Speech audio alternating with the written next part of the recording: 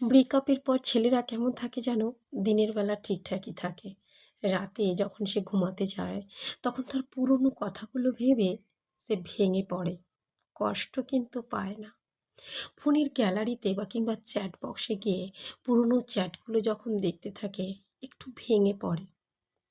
কষ্ট কিন্তু পায় না।